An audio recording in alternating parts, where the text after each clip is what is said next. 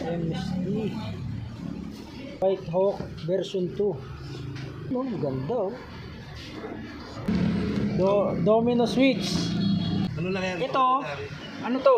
Ordinary lang yan. Madali lang. Filter nito? Filter nung ano, filter. Ah, breather. CBK to, CBK. CBK. Yan yung mga ginagamit sa mga ano, scooter. Ilang mm to? Lokat. Parang ang laki eh. Parang hindi lang to 32 ah. Dati 4 ata eh. Ay, 36. 40 yan. Utang halimaw to. Halimaw talaga yan, maglay kasa. Ayan. Ikakasa po namin yan dito sa SA. Guys, yung mga binidyo namin na yon, yun po ang ilalagay natin dito, no? Eto na, na-set up na. Yun. Ayan guys, oh. Ha? Lightning. MSD. May pamasabugin ka uli. Oh yan, ito na. Na-set up na uli. 63mm na carb. Ay, wala pa. Yung carb niya na malaki, hindi pala isang pack, no? 30mm pa rin to. Pinandar lang. Hindi lalo na pagka nailagay na uli yung walang halimaw yung oo, halimaw to. Puta ka na 40mm to eh. Baka ilipad na sa nito.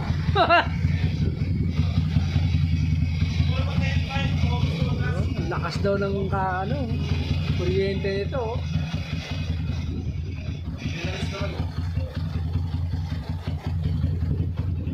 Pinalitan nyo ba yung gasolina?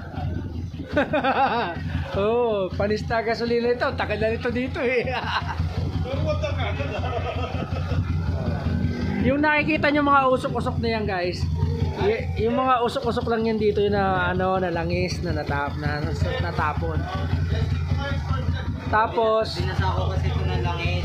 oh, para madali pasok. Maganit na eh. Tapos ito, in-install na yung kanyang domino switch. Okay ba? Functional na?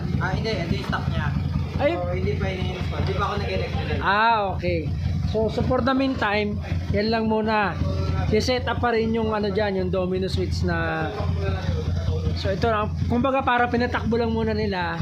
Sinet up nila yung block, tsaka yung yung ignition. May bagong papasabugin. Ayan. Wala pa, hindi pa tapos yan guys ha. Kasi tingnan nyo to oh. Ito ang panglaban dyan. Ako po. 40mm. Oh. Wala na akong masabi rito. Full race na talaga setup nito. Di ba, Eps? Full race na. Naka-racing cam na, naka-port and polish pa. Naka-RCDI pa. Nako. Nilipad na to. 34 eh, ano ba yung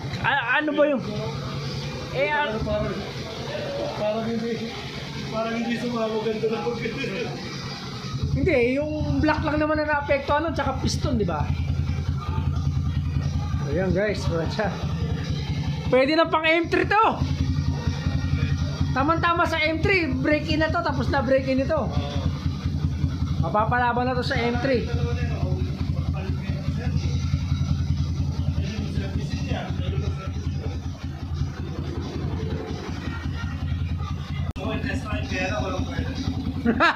Wala preno yan?